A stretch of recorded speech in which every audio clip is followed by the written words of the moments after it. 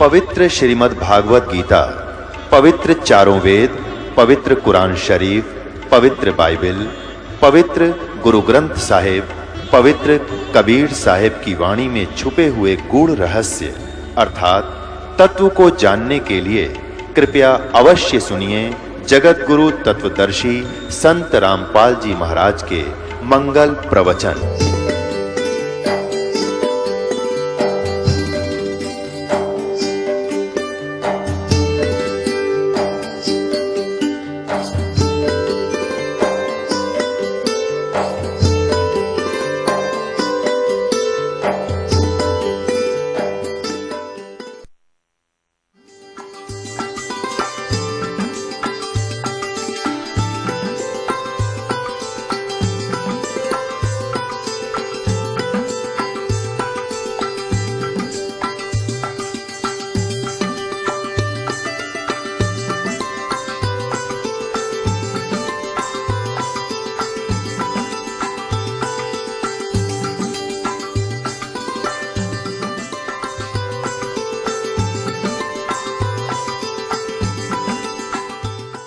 जैसे बालक छोटा सा होता है और वो जैसे पेन रखा हो कहीं पर, उसको उठाकर कहेगा पिताजी ये क्या है, पिताजी कहेगा पेन है। क्या पेन है, पेन है, पेन है बेटा या बेटी। तो वो क्या करता है कि उस पेन को रख जाता है और ये भी नहीं उसके मन में आती पिताजी गलत कह रहे हैं, और न ही वो ये स्वीकार कर पाता है ये पेन है, ए करता हुआ और खेल में लग जाता है। तो ये दास जो आपको घुमा फिराकर जहाँ ले जाना चाहता है, आप सुनते भी हो और आपके अंदर अभी ए नहीं मिटी है, वो ए न्यों की न्यों है। जिस दिन ए मिट जाएगी उस दिन क्या होगा? लागी का मार्ग ऊर है, लगे चोट काल जाकर के। लागी का है लगे चोट काल जाकर के, लगे चोट काल जाकर के, लगे चोट कड़े जाकर के। लागी का मार्ग ऊर है, लगे चोट काल जाकर के, लगे चोट काल जाकर के, लगे चोट काट जाकर के। लागी का मार्ग और है, लगे चोट कले जाकर के। बन बीच भरतरी भूप ने एक मारा ताणे निशाना। बन बीच भरतरी भूप ने एक मारा ताण निशाना।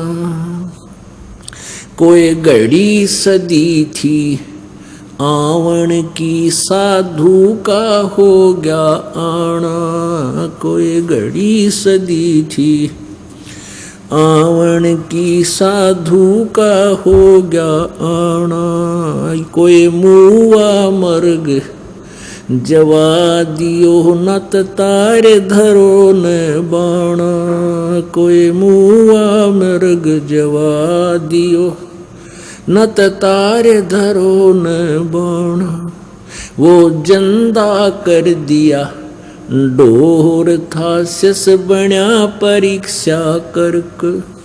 शिष बण्या परीक्षा करक, शिष बण्या परीक्षा करक। लागी का मार्ग और है, लग चोट काल जाकर के। लग चोट काल जाकर के, लग चोट काल जाकर के। लागी का मार्ग और है, लग चोट काल जाकर के। कबीर परमात्मा जी क्या बताते हैं कि जब आपकी परमात्मा की तरफ विशेष तड़फ हो जाएगी, ऐसी स्थिति हो जाएगी जैसे कोई यूं सोचेगा ये रोगी है। कबीर जी कहते हैं कबीरा वैद बुलाइया और मेरी पकड़ के देखी बाँ, और वैद न वेदन जान सका मेरा कर्क कलेजे माँ। हमारे को समझाते हैं परमात्मा आपकी ऐसी स्थिति हो जाएगी, घर वाले न सोचेंगे इसका कोई तकलीफ है, कोई बीमारी होगी। और कहते हैं वैद बुला के लाए और वैद ने नाड़ी पकड़ के देखी, वैद ने बोला इसका कोई तकलीफ कोई ना। परमात्मा कहते वैद मेरी वेदन को समझ नहीं सका क्योंकि मेरे कलेजे में कर्क थी। कर्क माने विशेष कसक। तो यहाँ उसी का जिक्र है। लागी का मार्ग और है लग चोट कलेजा करके, लागी का मार्ग और है लग चोट कालजा करके, लग चोट कालजा करके, लग चोट कालजा करके, लागी का।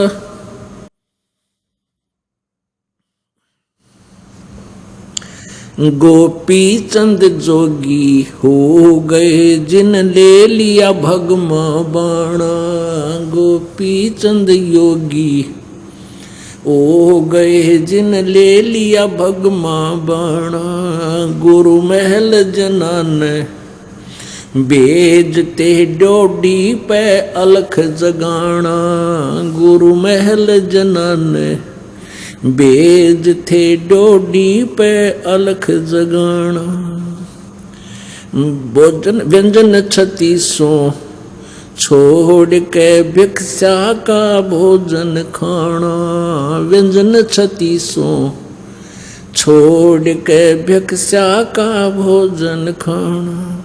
तन पड़ गया कमजोर था ना खाया उदर भर के, ना खाया उदर भर के, ना खाया उदर भर के। ला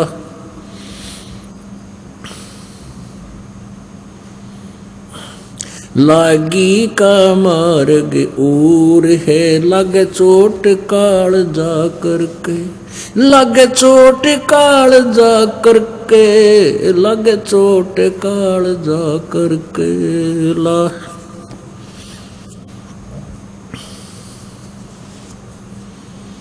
बाजीद कहे उठाओ ऊंट को, लोग कहें ये मुआ, बाजीद कहे उठाओ ऊंट को, लोग कहें ये मुआ।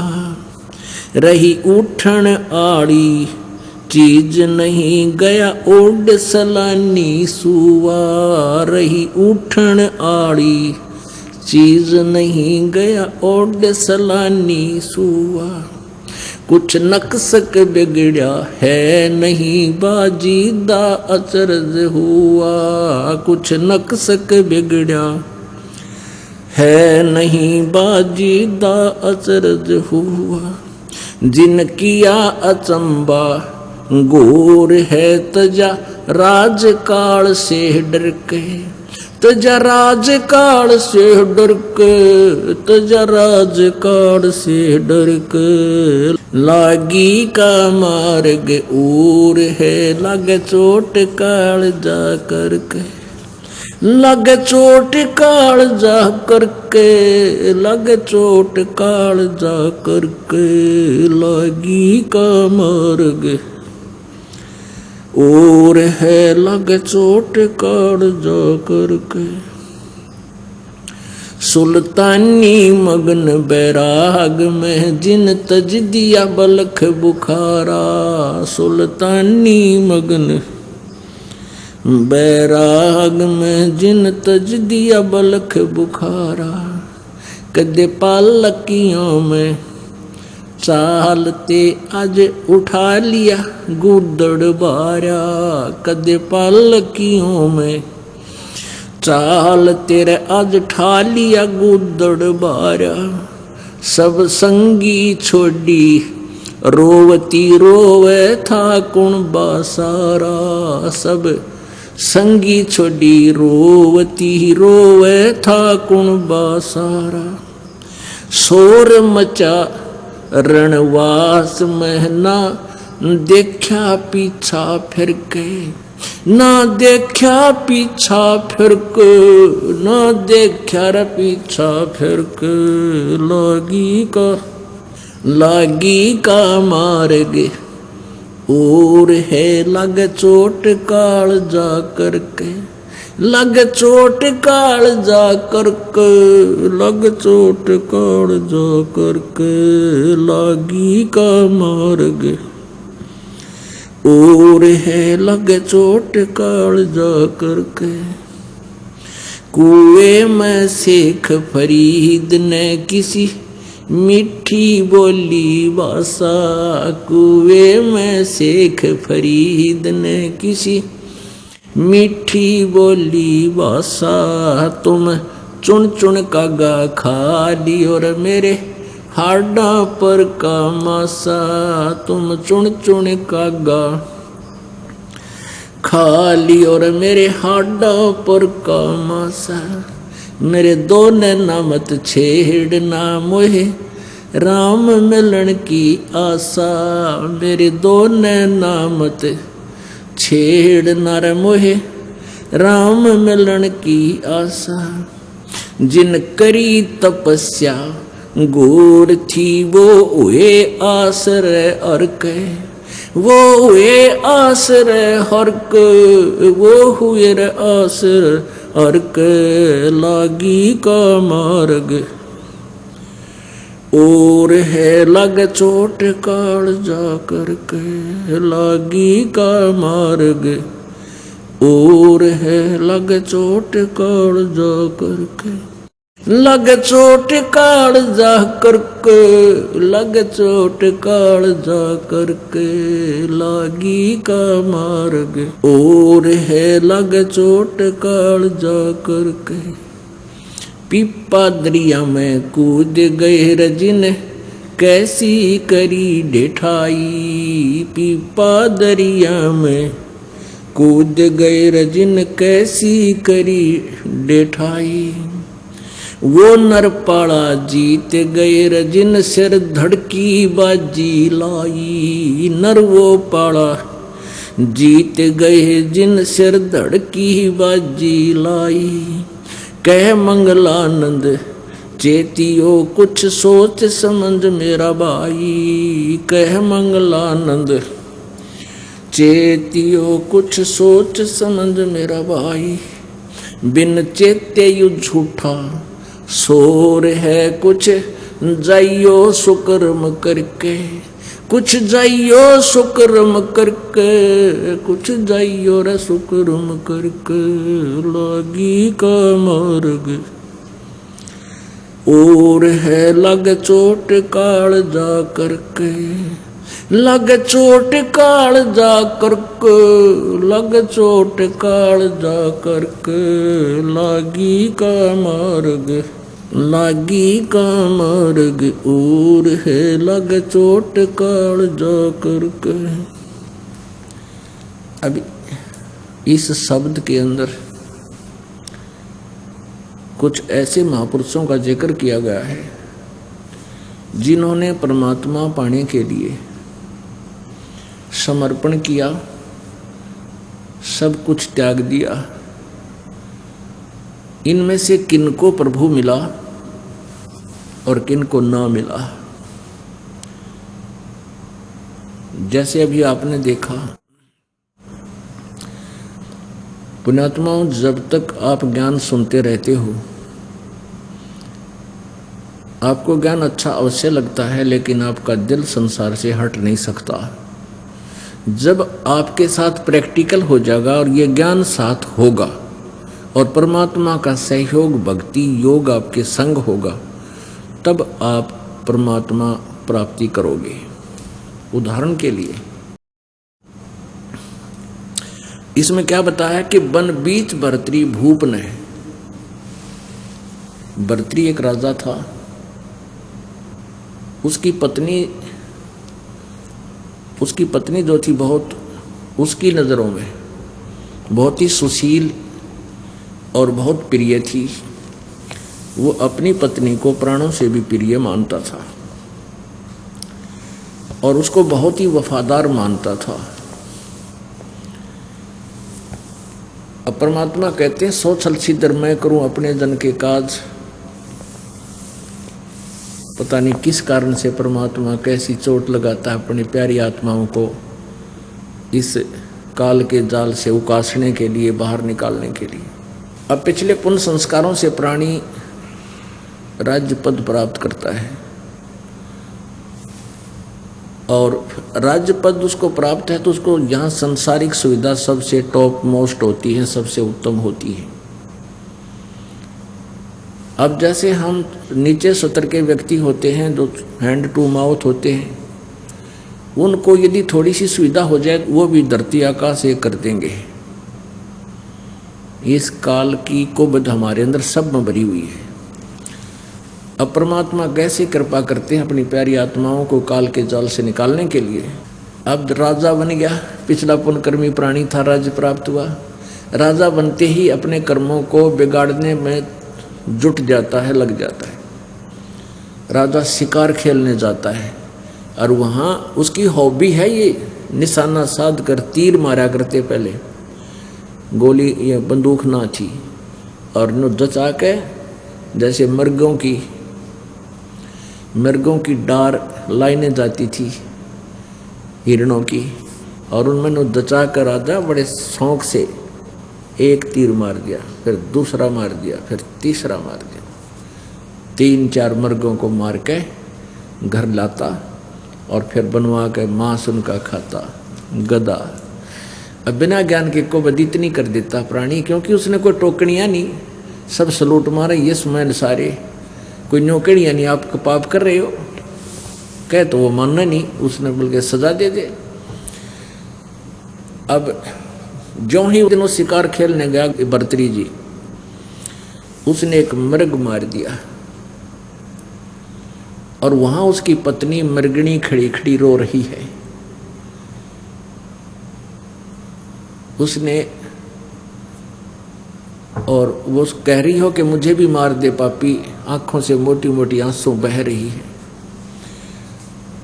उधर से गोरखनाथ जी साधु आ जाते हैं और वो शिक्षा देते हैं कि बच्चा के मिल गया तने ये इनका जोड़ा नाश कर दिया। अब तुझे कोई मार दे, तेरी पत्नी रो रही हो, तुझे कैसा लगे बच्चा। अब राजा में अभिमान गणा उसे, वो शिक्षा सहन नहीं कर सका।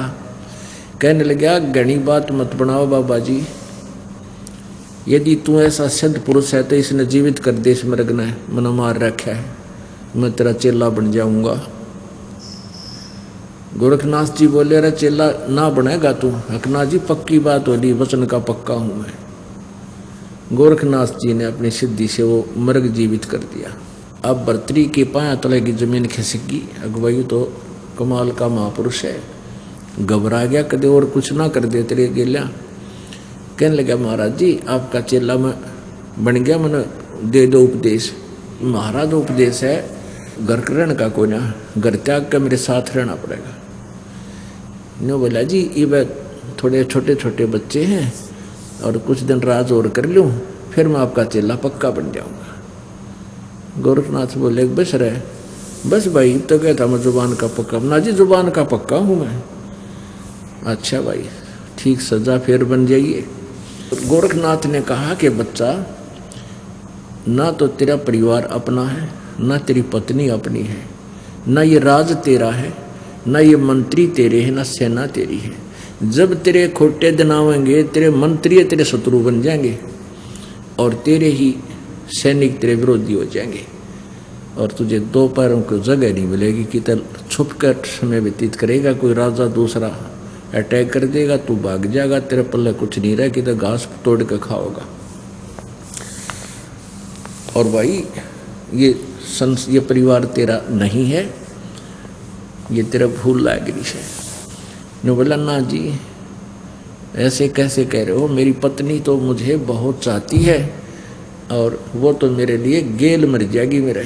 परमात्मा गोरखनाथ बोले भाई ठीक से बेटा हमने जो कहना था कह दिया तेरे थे, आप जब इच्छा हो, जब छकले इस राजते और छकले इस संसार ते, जब आजिए मेरे पास, अपना स्थान बता दिया कि मैं वहां रहता हूं। अब परमात्मा कैसे जड़ निकालते हैं। अब वो अपनी पत्नी को वफादार मान्या करता भर्तृहरि जी।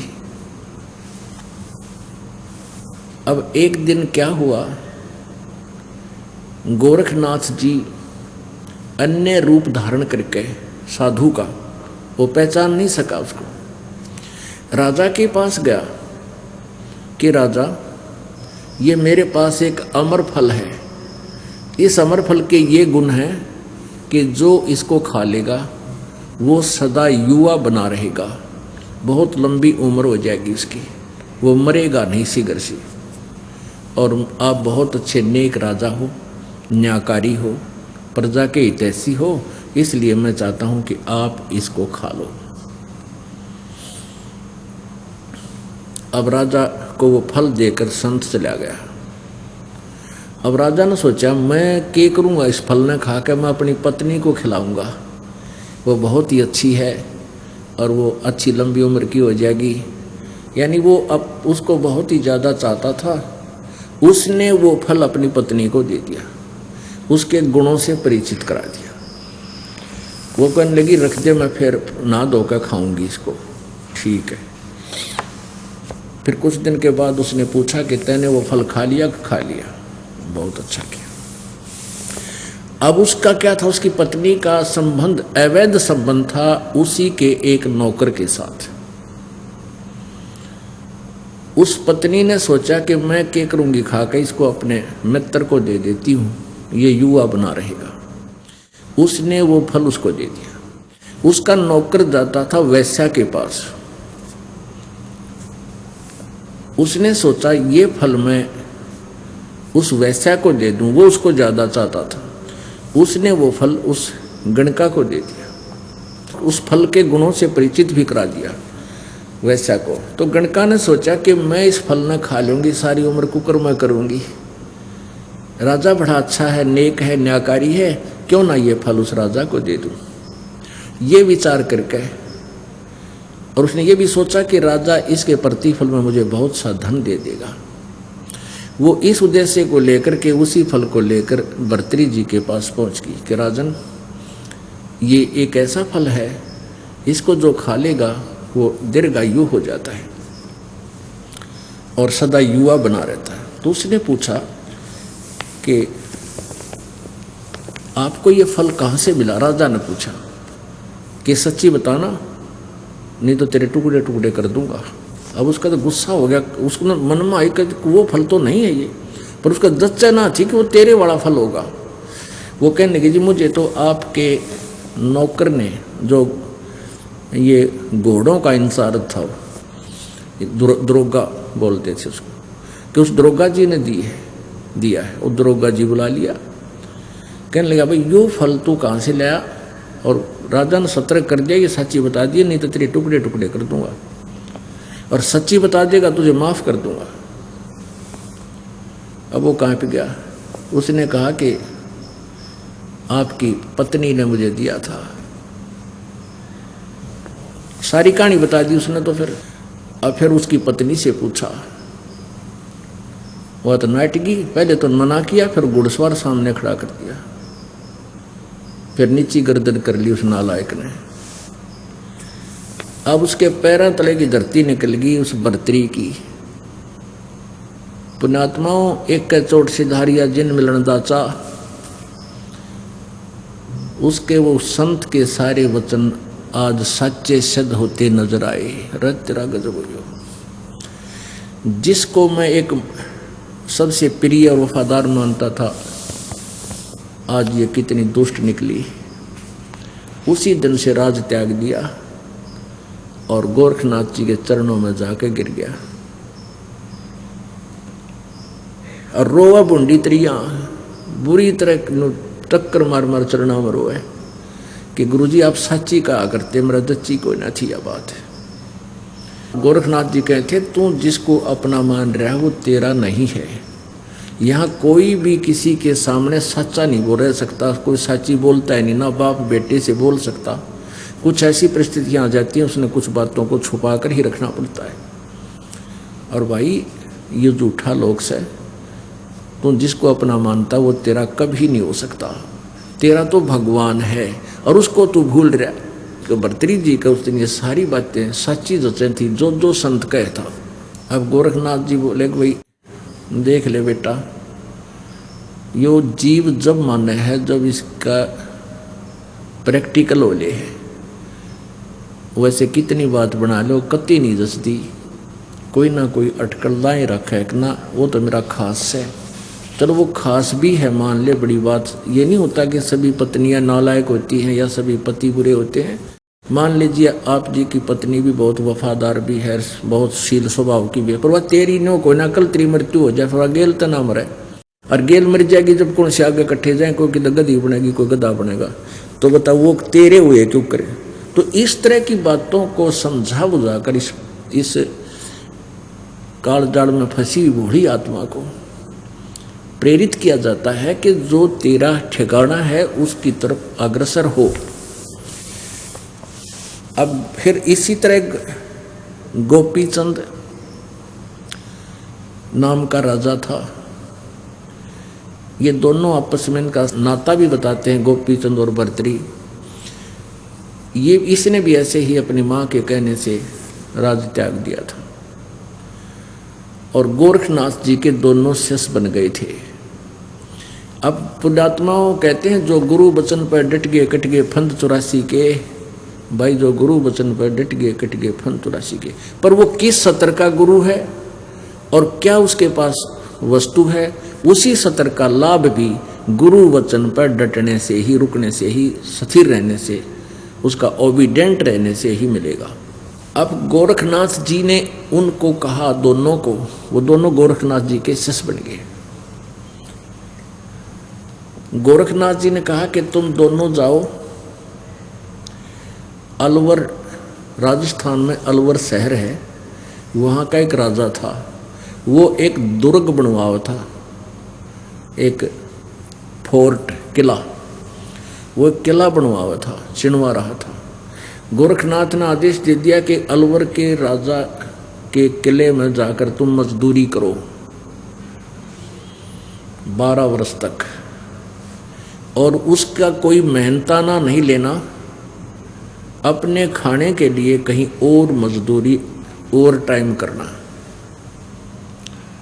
उन्होंने कहा जो आज्ञा गुरुदेव। अब जिन्होंने परमात्मा पाना है, जिनको परमात्मा चाहिए, फिर बकवाद की रहेगी। गुरु जी ने जो कह दिया फाइनल है, चाहे शीश देने की कहे, चाहे कुएं में पढ़ने की कहे, चल पढ़ना चाहिए। जब गुरु जी है तो या तो गुरु जी मानो मत, उसने निकम्मा है तो फिर उसको गुरु जी का फिर नाता के अपना छोड़ एक तरफ जा बैठे। और जो संत होते हैं वो हित में ही कहते हैं, उसका वर्तमान में भले ही कोई रिजल्ट निकलता ना दिखे, पर परिणाम बहुत अच्छा होता है लास्ट में। अब वो आदेश पाते ही गुरुदेव का चरणों में मस्तक रखकर और चल पड़े, जो आज्ञा गुरुदेव। ठाक अपना बैग पहुंच गए अलवर के किले में, जहां मजदूर मजदूरी करा करते थे।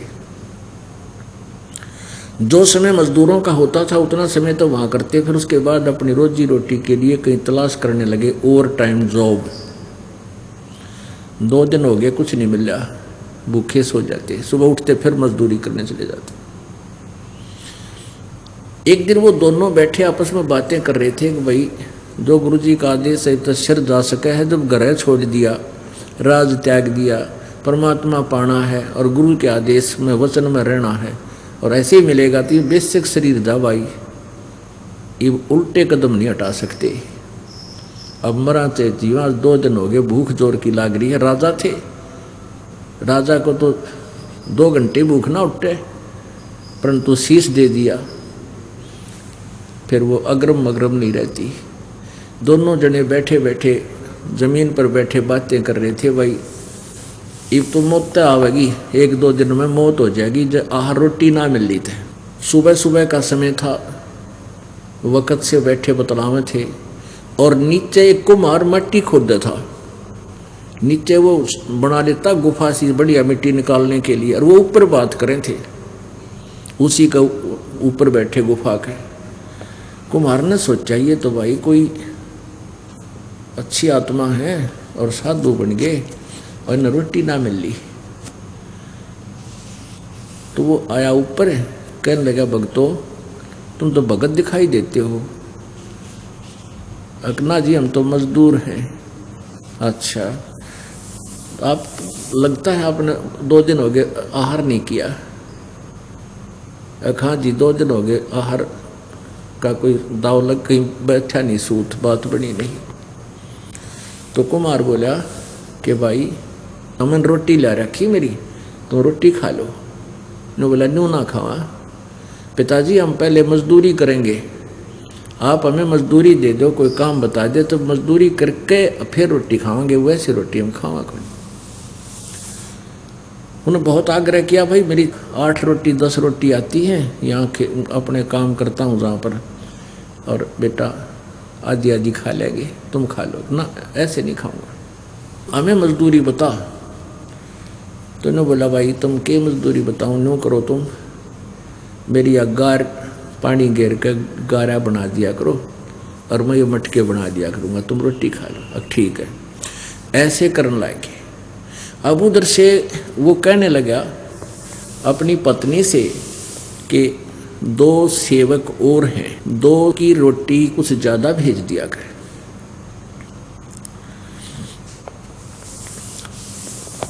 तो उसने देखा जाकर, उसकी पत्नी ने, कुम्हार की पत्नी ने, कि ये तो एक बार गारा बना देते हैं, गारा मिट्टी खोद लेते हैं, फिर सारा दिन तो ये अपना कितौरा काम करे हैं। तो वह क्या करने लगी, रोटी जितनी उसकी भेजा करती थी, पहले 10 रोटी भेजती थी, तो उसने 8 कर दी और कम कर दी नालायक ने। तो उन 8 में थे वह 2-2 ताई दे दे, 3-3 ऐसे अपना पट्टा कर ले और वो रोटी खा के चले जा। तो ऐसे उन्होंने, फिर उसने क्या किया कि 8 की जगह 6 कर दी। वो 6 रोटी आन लागी, 2-2 खा ले। वो तो कुमार तो घर जाके भी खा ले, पर वो उनती कह बेटा तुम 3-3 खा लो ना, हम 2-2 खाएंगे, 6 आई हैं 2-2 बांट के खाएंगे। तो वो ऐसे वहाँ मजदूरी करते 12 वर्ष बीत गए, अलवर का किला पूरा हो गया।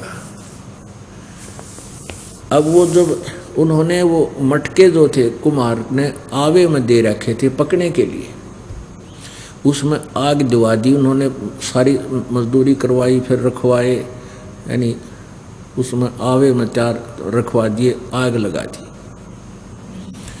जब आवा पकने को हुआ उस दिन खड़ा होकर के गोपी चंद और भर्तरी जी दोनों एक सुर में कहने लगे कि पिता का हेत माता का कुहेत, आधा सोना आधा रेत।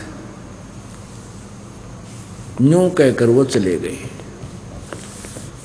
अब जिसमें उन्होंने वो शांत हो गया, ठंडा हो गया आवा।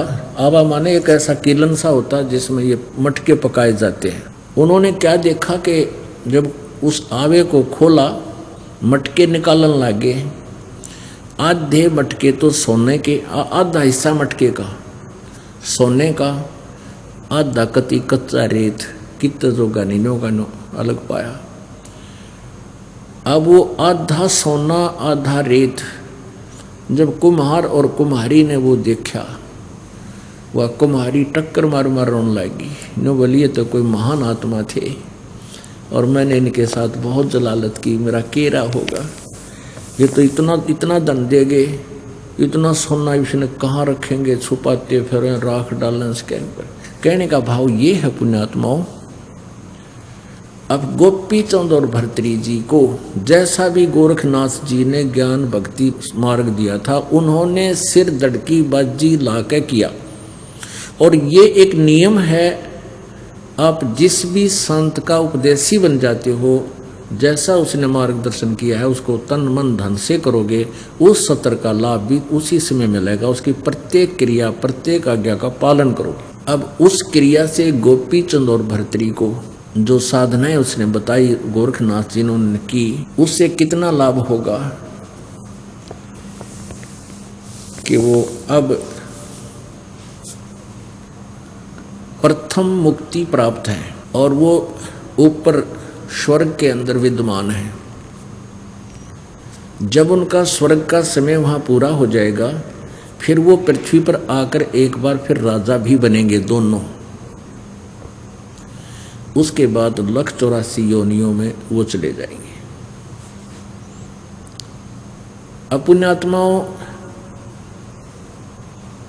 सतगुरु के अभाव से श्रद्धालु श्रद्धा भी बहुत रखते हैं, समर्पण भी करते हैं। रावण ने शीश भी काट कर चढ़ा दिए अपने गुरुदेव की आज्ञा से, शिव जी को प्रसन्न करने के लिए, जैसा उसको ज्ञान मिला था। और फिर क्या मिला लास्ट में? एक बार तो यहाँ संसारिक सुख नजर आए, फिर दुर्गति हुई और सारी उम्र के लिए नरक में ठोक दिया गया।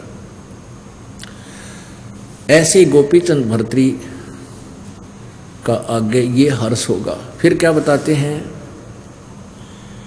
एक बाजीद नाम का मुसलमान राजा था। अपने आत्माओं, जो राजा बनते हैं या कोई अच्छे जिनके अच्छे कोई शुभ संस्कार के कारण वो कोई अच्छा सेठ बन जाता है या कोई उच्च अधिकारी बन जाता है, तो ये पिछले संस्कारी हंस होते हैं। और ये स्वर्ग से भी आए हुए, कुछ स्वर्ग से आए हुए होते हैं, इनमें से कुछ एक होते हैं। और जो सुख इन्होंने स्वर्ग में देखा हुआ होता है वो इस पृथ्वी पर नहीं होता। उनकी आत्मा, उनका मन इस सुख से शीघ्र ही जो है ना उल्टा हट जाता है। और फिर उनके अंदर विवेक भी बहुत होता है। एक बार वाजिद जी राजा था राजस्थान में, यानी रेगिस्तान में। वहाँ के रेगिस्तान के अंदर रेतला इलाका होता है, तो ऊंट ही उनके वाहन होते थे। ऊंटों पर एक बढ़िया आसन, बढ़िया स्थान बनाकर, बढ़िया उनके नीचे आसन लगाकर, सिंहासन सा, उस पर राजा को बैठाते थे। एक साथ में दूसरा व्यक्ति बैठ जाता था ऊपर छतर लेकर के, उनके ऊपर छाया रखते थे। और राजा जी एक से दूसरे शहर में जाते थे तो बहुत बड़ा काफिला सेना का, अंगरक्षकों का और साथ में लंगर का सामान, खाने पीने का साथ ही लेकर चलते थे। तो लंबा ऐसे ऊंट के साथ ऊंट कुछ बांध दिए जाते थे कि दूम दूसरे के रस्सा दूसरे की दूम का, ऐसे बांध कर चल पड़ते थे। आगे एक दो व्यक्ति साथ साथ हो रहते थे, शेष उन पर बैठ जाते थे। एक आगे बैठ जाता था पहले वाले को, जो गाइड करता था। तो चलते चलते क्या हुआ कि एक भीड़ी घाटी में से थे और दोनों तरफ पहाड़ थे, उनके बीच से रास्ता निकलता था। वहाँ जाकर के भीड़ी घाटी में एक ऊंट मर गया। ऊंट गिर गया, गिरते ही उसके प्राण निकल गए और ऐसे रास्ता ब्लॉक हो गया। रास्ता ब्लॉक हो गया तो सारा काफिला रुक गया। राजा का काफिला बिना आज्ञा के रुक जाए उसे सहन नहीं होता। उसके अंदर एक अवगुण होता है राजा में कि वो उसी समय वो लाल पीला हो गया और मंत्री से कहा कि मंत्री, मेरी आज्ञा के बिना काफिला कैसे रुक गया? मंत्री ने कहा, जी पता करता हूँ हजूर। आगे जाकर देखा, उसने देखा कि ऊंट मर जाने से सारा रास्ता ब्लॉक हो गया है। इस ऊंट को निकालने में अभी 1 घंटा लगेगा, क्योंकि उसको रास्ते पार करा के आना है, वह आगे उठाना पड़ेगा, तब ये काफिला चल सकेगा। उसको वापस ही लाना उचित था। जैसा भी उस समय लग गया तो उसने कहा, राजा ने, कि मुझे दिखाओ ऊंट कैसे मर गया, मेरी आज्ञा के बिना ऊंट कैसे मर गया। अब उसने दिनों सोच रखा था सारा तेरे ही हुक्म से चल रहा है, तो सुप्रीम पावर हो गया। अब वाजिद जी को वहाँ ले गए जहाँ ऊंट मरा हुआ था। अब वाजिद ने देखा आंखें भी ओके हैं, न्यों की न्यों खुली हुई, नाक भी ठीक है, गर्दन भी ठीक है, टांग भी चारों ओके हैं, दूम भी ठीक है, पेट भी सारा ओके है। तो उसने कहा, ये मर कहाँ से गया, मुझे दिखाओ, मुझे नहीं लगता ये मरा है। तो उनके साथ विद्वान पुरुष भी होते थे, धार्मिक लोग भी, गुरु भी होते थे। उस धार्मिक व्यक्ति ने बताया कि महाराज, इसमें एक जीव होता है जिसका संस्कार था, इसके ऊंट की योनि भोग रहा था, और ये इसका पूरा हो गया समय। ये समय जब भी जहाँ पूरा हो जाता है उसी समय वो अपना शरीर बदल लेता है। वो उस अपने शरीर को त्यागना अनिवार्य है, भगवान का, अल्लाह का आदेश है। वो तुरंत वहीं मर जाएगा, आगे कदम भी नहीं रख सकता। बाजीत जी ने पूछा, क्या हम भी मर जाएंगे? अब उस धार्मिक गुरु ने कहा कि एक दिन सभी ने जाना होगा। आपके माता पिता चले गए, आपके दादा परदादा चले गए, सभी ने मरना होगा। अच्छा, और एक दिन हमें भी ऐसे ही मर जाना होगा अचानक? हाँ भाई, ऐसे मर जाना होगा। कहने लगा वापस चलो, फिर इसका विकल्प क्या है? वो धार्मिक गुरुओं ने बताया कि अल्लाह की भक्ति बंदगी करके और आत्मा का कल्याण कराया जा सकता है, और उसको भिष्ट स्वर्ग में स्थान मिल जाता, उनको जितना पता था। और वहाँ स्वर्ग में जाने के बाद बड़े मौज है, ठाठ है, सब सुख है, वहाँ कोई नहीं मरता, इतना ज्ञान था उनको। अब उस वाजिद जी ने संकल्प कर लिया कि भक्ति करके और स्वर्ग प्राप्ति करूँगा, वहाँ फिर मैं कभी नहीं मरूँगा। अपने इस पवित्र हिंदू धर्म में भी यह एक करट थी, स्वर्ग जाऊँगा, स्वर्ग जाऊँगा, और स्वर्ग में स्वर्गवासी हो गया। जो भी मर जाता उसको कहते स्वर्गवासी हो गया। तो वापस आ गया वाजिद जी वहाँ से, सारे काफिले को बैक दिया अपनी राजधानी में, और अपनी पत्नी से कहा कि अब मैं चला परमात्मा पाने के लिए। उसके सारे बालक रोए, उसकी पत्नी रोए, बच्चे रोए, हाहाकार मच गई, राजमंत्री रोए। कहने लगा नहीं, मैंने इस पंगे में पा नहीं देना, यहाँ तो ना जाने कब मर जाएंगे, इस राज का मैं क्या करूँगा, राज तो फिर भी मेरा जाएगा। सब कुछ त्याग का अपने कपड़े, जो बढ़िया कपड़े पहने तो पाट डाले कति, और सिंपल एक कंबल लपेट कर घर से निकल गया। रो हराट माच रहा था, रोते रहो। अपने आत्माओं, अब परमात्मा इन भक्तों के पीछे पीछे फिरते हैं। अब बाजिद जी घर भी त्याग कर चले गए, और फिर भी उनका उस विधि से मोक्ष नहीं था। अब परमात्मा अपनी प्यारी आत्माओं के पीछे पीछे फिरते हैं। एक समय की बात है, एक औरत रोटी लिए जा रही थी, 4 रोटी, अपने खेत में काम करने के लिए, और वाजिद जी के पास एक कुतिया थी, वह निकट ही, मतलब वहाँ आसपास रहती थी। और वाजिद जी बाजार शहर में गए थे, उनको कोई 2 दिन भीख मिली को ना। अब वो उस कुतिया ब्याई हुई थी, उसका दुख उससे देखा नहीं गया, वो तड़फ रही थी। वो गांव से, नगर से काफ़ी दूर था। तो वहाँ एक बुढ़िया आ गई, एक औरत स्त्री जा रही थी अपने खेत में काम करने के लिए, साथ में रोटी ले रही थी 4 मोटी मोटी, और महाराज को प्रणाम किया। तो महाराज वाजिद जी ने कहा कि माई आप रोटी लिए हो? हाँ, कहा महाराज रोटी ले रही हूँ। कि ये रोटी इस कुतिया को डाल दे, यह 2 दिन से भूखी है, इसके बच्चे भी भूखे हैं। वह माई थी ज़्यादा चतुर, वह कहने लगी देखो ये मेरे खून पसीने की कमाई है रोटी, और ऐसे नहीं डालूंगी, इसके बदले में मुझे कुछ दे तू।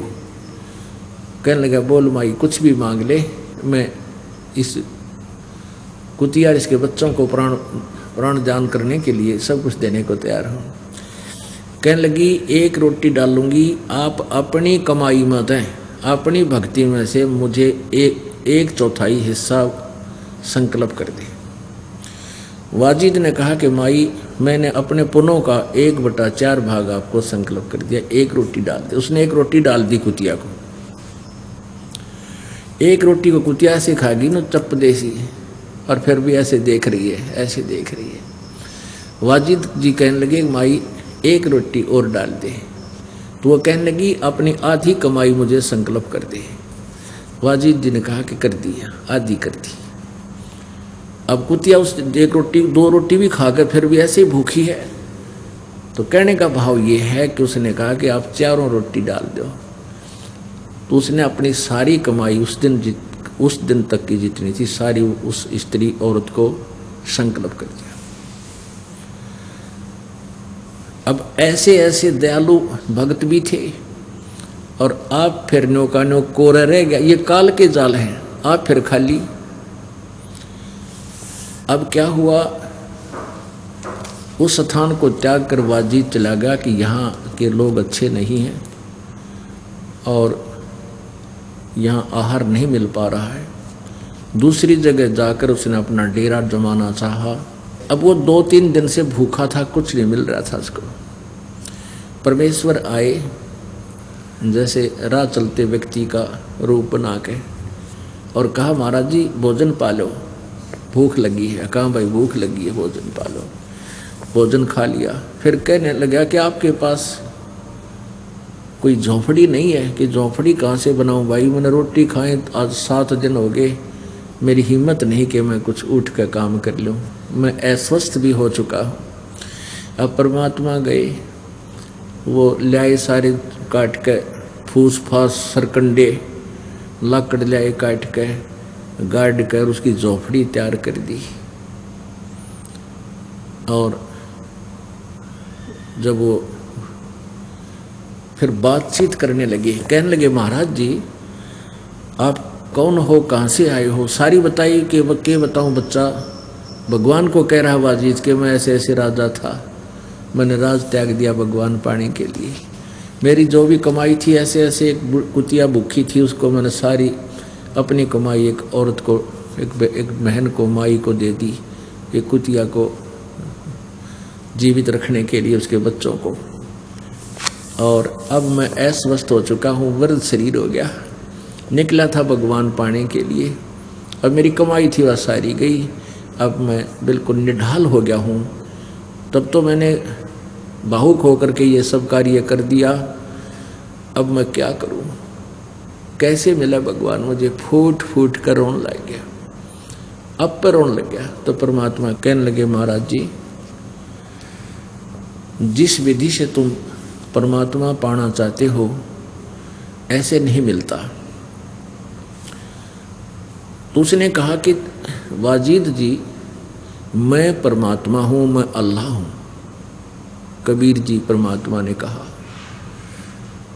वाजिद जी कहने लगे, क्योंकि वो उसका खाना खा रहे थे, थोड़े से नम्र भाव से बोले वाजिद जी, कहने लगे भक्त ऐसी बात मत कह तू, मेरी आत्मा दुख पाती है। जीव मनुष्य अल्लाह नहीं हो सकता, वो तो बेचून है, वो तो निराकार है, उसका कोई आकार थोड़ा ही है, वो कभी किसी के समक्ष नहीं आता, वो तो दिखाई ही नहीं देता। परमात्मा बोले महात्मा जी आप फिर घर त्याग कर किस लिए आए हो? कि अल्लाह की प्राप्ति के लिए। अल्लाह कैसे मिलेगा? अल्लाह के दर्शन कैसे होंगे तुझे, कैसे प्राप्त होगा? उसने अपनी साधना बताई कि ऐसे ऐसे मैं हठ योग करूंगा, तपस्या करूंगा। अरे भले आदमी तपस्या करेगा किसके लिए? परमात्मा के दर्शन के लिए, उसके दीदार के लिए। कहाँ जी? दीदार के लिए। तो निराकार का दीदार कैसे करोगे? निराकार मान ले, भगवान अल्लाह निराकार है, उसको देखेगा क्यों कर तू? कैसे प्राप्त करेगा उसको? जब वो निराकार है वो तो फिर प्राप्त हो ही नहीं सकता। अब वाजिद जी उसी समय चरण पकड़ दिया उसके परमात्मा के, और परमात्मा ने एकदम अपना तेजो में रूप उसको दिखाया कि मैं अल्लाह अकबर हूँ, मैं वो अल्लाह कबीर हूँ। अब उसने कहा कि आप अपनी कुरान शरीफ में देखो, सूरत फुरकानी नंबर 25 आयत नंबर 52 से लेकर 59 तक, उसमें स्पष्ट किया हुआ है कि कुरान शरीफ का ज्ञान देने वाला अल्लाह, जिसको आप जी अपना खुदा मानते हो, परमात्मा बता रहे हैं, वो क्या कह रहा है हजरत मोहम्मद जी को कि हे पैगंबर, उस अल्लाह पर विश्वास कर, इन काफरों की कहा मत मानना, मैं जो कह रहा हूँ इस पर तो विश्वास कर, और वो अल्लाह कबीर है, वो अल्लाह कबीर है, और ये काफिर तो उसको परमात्मा नहीं मानते। अब वाजिद जी मुसलमान होने के नाते और घर त्याग कर चले, जब कुरान शरीफ ही साथ लेकर आए थे, वो उनके पास विद्यमान थी, तुरंत खोल ली और कहा कि इसमें स्पष्ट किया कि ये अल्लाह अकबर, ये कबीर वो परमात्मा जिसने सारी सृष्टि को रचा, आसमान, पृथ्वी, मीठे खारे जल की दरिया, पृथ्वी के अंदर भी मीठा खारा पानी उसी ने बनाया। पर उस परमात्मा ने 6 दिन में सृष्टि रची और 7वें दिन तख्त पर जा बैठा। वो अल्लाह कबीर है, और उसकी खबर किसी बाखबर से पूछ देखो। अब भले पुरुष, तुम्हारी कुरान शरीफ का ज्ञान इनकम्प्लीट है, क्योंकि आप जी का अल्लाह, जिसको हजरत मोहम्मद और सारा मुसलमान वर्ग अल्लाह मानता है, वो अल्लाह ज्ञान दे रहा है कुरान शरीफ का, और वो कह रहा है कि उस परमात्मा का, वो कबीर नामक परमात्मा की खबर, वही मोक्षदायक है, वही पाप नाशक है, उसकी खबर किसी अन्य बाखबर से, यानी तत्वदर्शी संत से पूछो। अब वो पढ़ रहा है कुरान शरीफ को, साथ साथ एकदम कुरान शरीफ रख दी आदर से, और चरणों में पड़ गई। परमात्मा ने कहा कि तुम्हारे खुदा को, कुरान शरीफ के ज्ञानदाता को, उस पूर्ण परमात्मा का ज्ञान नहीं, वो किसी और संत, तत्वदर्शी संत से पूछने को कहा। वो तत्वदर्शी संत मैं हूँ। अब वाजिद जी ने सोचा भी यो अल्लाह तो नहीं है, लेकिन सह बाखबर है, बाखबर ये तत्वदर्शी संत है। तुरंत पैर पकड़ दिए और परमात्मा ने कहा, भाई starvation could not lead to salvation, भूखा मरण तो आत्म कल्याण नहीं हो सकता। अपना काम कर, लकड़ी तोड़ और गांव नगर में बेच के आ, अपना धंधा कर, रोटी खा, यो मंत्र जाप कर, तेरा कल्याण होगा। और ले उपदेश देता हूँ। उन्हें त्याग दी सब कुछ, मंत्र दे दिया, जाप करने लगा। परमात्मा कबीर जी के साथ रहा करते थे। अब आगे क्या बताया है, कुएं में शेख फरीद ने किसी मीठी बोली बासा, कुएं में शेख फरीद ने कैसी मीठी बोली बासा, तुम चुन चुन कागा खाली और मेरे हाडों पर का मासा, तुम चुन चुन कागा खाली और मेरे हाडों पर का मासा, मेरी दो नैना मत छेड़ियो मोहे राम मिलन की आशा, मेरे दो नैना मत छेड़ियो रे मोहे राम मिलन की आशा, जिन करी तपस्या घोर थी वो होए आसर हरक, वो होए आसर हरक, वो होए आसर हरक, लागी का मार्ग और है लग चोट काल जा करके।